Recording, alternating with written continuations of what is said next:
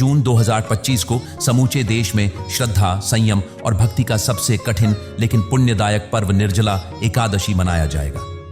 हिंदू पंचांग के अनुसार यह व्रत ज्येष्ठ मास के शुक्ल पक्ष की एकादशी तिथि को आता है और इसे साल की सर्वश्रेष्ठ एकादशी माना गया है।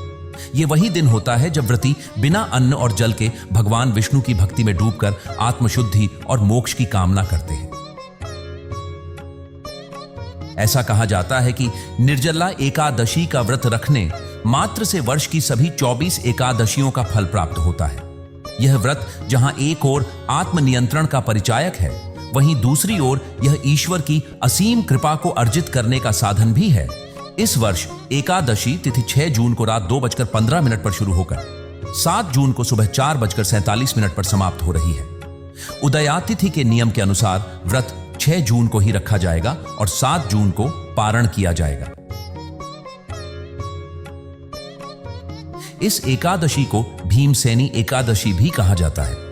महाभारत के वीर पांडव भीम को यह व्रत कठिन लगा करता था, पर जब उन्होंने मुनि व्यास से मोक्ष का मार्ग पूछा तब उन्हें यह एक दिन का निर्जल उपवास बताया गया।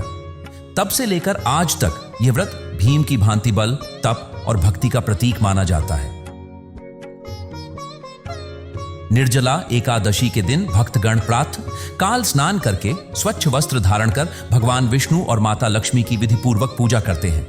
मंदिरों को साफ किया जाता है, तुलसी के पत्तों से पूजा की जाती है और पीले पुष्पों व भोग में खीर, पंचामृत, फल आदि अर्पित किए जाते हैं।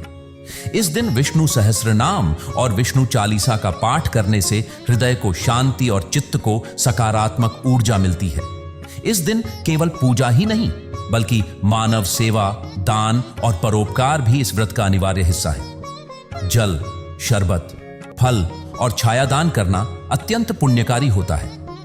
तपती गर्मी में एक प्यासे को पानी पिलाना भगवान विष्णु को तृप्त करने के समान माना गया है।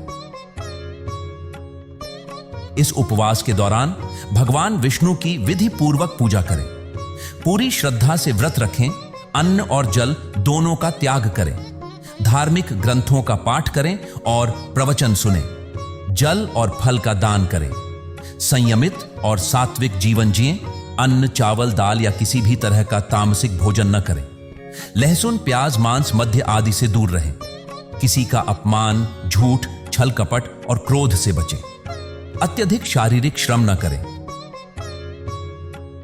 निर्जला एकादशी केवल उपवास नहीं, यह आत्मा को निर्मल बनाने की प्रक्रिया है। यह दिन हर किसी को यह याद दिलाता है कि जीवन में त्याग और बहुत सी श्रद्धा से भगवान को पाया जा सकता है। इस व्रत के माध्यम से हम न केवल अपने शरीर और मन को शुद्ध करते हैं बल्कि समाज के लिए भी एक प्रेरणा बनते हैं, धृदान, सेवा और भक्ति के माध्यम से। तो आइए 6 जून को एक दिन का तप करें, लेकिन उस एक दिन की पुण्यता से जीवन भर के लिए विष्णु कृपा को अर्जित करें। निर्जला व्रत है कठिन सही, पर देता है वह वरदान। जिसने एक दिन को साध लिया उसने जीत लिया भगवान।